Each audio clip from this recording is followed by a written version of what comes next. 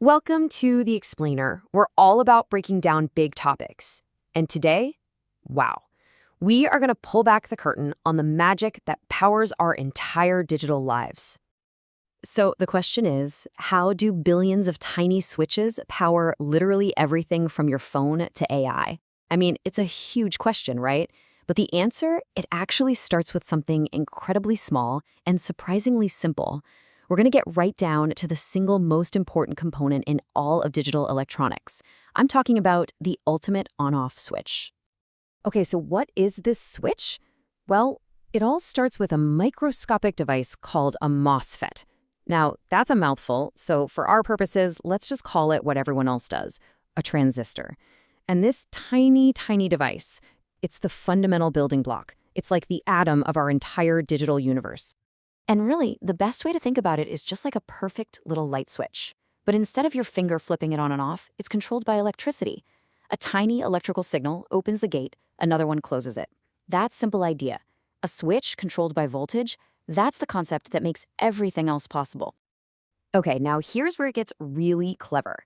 These little transistor switches come in two opposite flavors. You've got the NMOS, which you can think of as the on switch. It turns on when it sees a high signal, what we call a 1. And then you've got its polar opposite, the PMOS, which does the exact reverse. It turns on when the signal is low or a 0. This whole complementary kind of push-pull relationship, that is the secret sauce. It's what lets us build really, really efficient logic. So you have these two switches that are perfect opposites. On their own, they don't do much. But what happens when we start combining them? Well, that's when we start to make something genuinely useful. When you pair one of those PMOS transistors with an NMOS, you create the most basic, the most fundamental logic gate there is, the CMOS inverter. And yeah, CMOS stands for a big, long technical term, but all it really means is that we're using both of those complementary switches we just met. Its whole job, its entire purpose in life, is to do one thing: flip its input. A 1 comes in, a 0 goes out. Simple as that. Okay, let's actually trace the path of the electricity here. So imagine a high signal, a 1, comes in. That 1 hits both switches. Remember how they're opposites? The top PMOS switch sees the 1 and turns off, but the bottom NMOS switch sees that same 1 and turns on. So what happens? You've just created a direct path from the output straight down to ground, and that pulls the output low to a 0. See?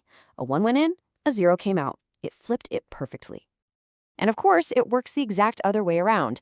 If a low signal, a 0, comes in, the top PMOS switch turns on this time, opening a path to the main power supply. Meanwhile, that 0 tells the bottom NMOS switch to turn off, closing the path to ground. The result? The output gets connected to power, making it high, a 1. So the key takeaway here is that it is always doing the exact opposite of its input. It's a perfect, reliable inverter. All right, so now we have a building block that can think in a very simple way. And you can probably guess where this is going. Using the same idea, combining these NMOS and PMOS switches, you can build all sorts of other logic gates to make more complex decisions, things like AND gates and OR gates. But making decisions in the moment is only half the battle. Because think about it for a second. An inverter or an AND gate, it just reacts instantly to whatever is happening right now. It has no memory of the past, so how does a computer remember anything? How does it store a 1 or a 0? We need something more. We need a circuit that can actually hold on to a value, to lock it in and remember it even after the original input is long gone. And that very problem, that need to hold on to a state, brings us to our first real memory circuit. It's called a latch, and this is our first real step towards making a circuit that can actually remember something. The big idea with a latch is that it's level sensitive. The best way to picture this is like a swinging door. You have a control signal, a clock, that opens and closes it. As long as that clock signal is high, the door is just wide open.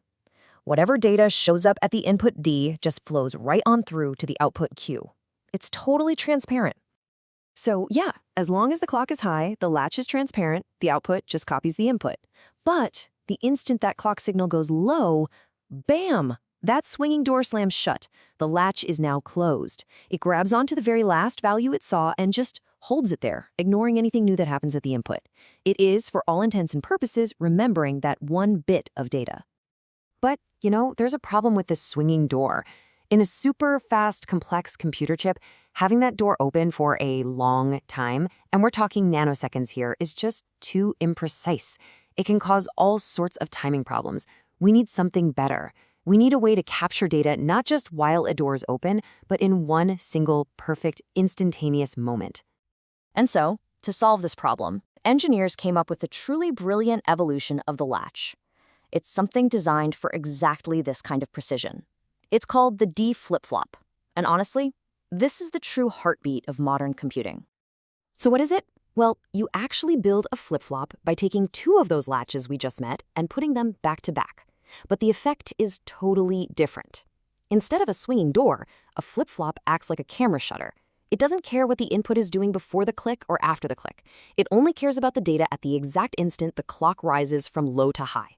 That's it. This is called being edge-triggered. And this, right here, is the key difference.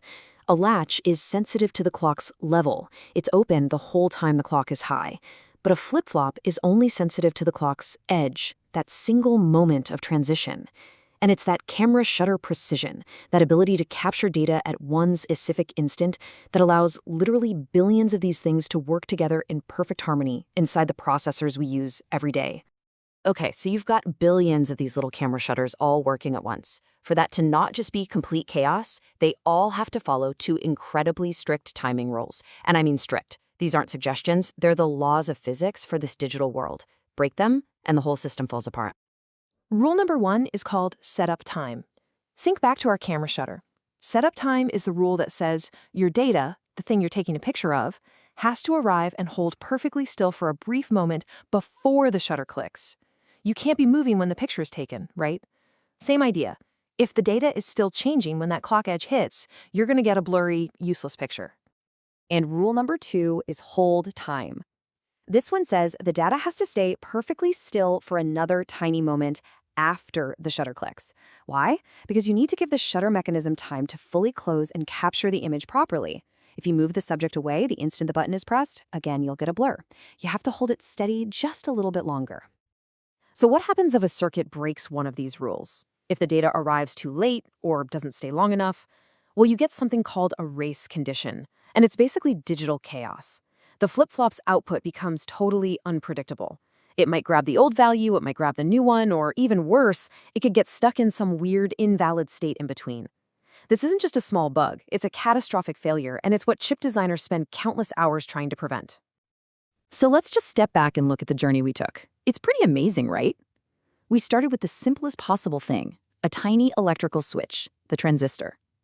We learned that if you pair them up, you can create basic logic, like an inverter. Then we saw how you could chain those logic gates together to build our first attempt at memory, the swinging door latch. We improved on that, creating the super precise camera shutter of the flip-flop. And finally, we saw that the only way to make billions of them work together is by following those two critical timing rules, setup and hold. And that's really it. From a simple on-off switch to logic to memory, all governed by a few strict rules of timing. That is the foundation of modern computing. It's how these incredibly simple ideas, when repeated billions and billions of times, create everything from the phone in your pocket to the most advanced AI. What will they build next? Thanks for joining us on The Explainer.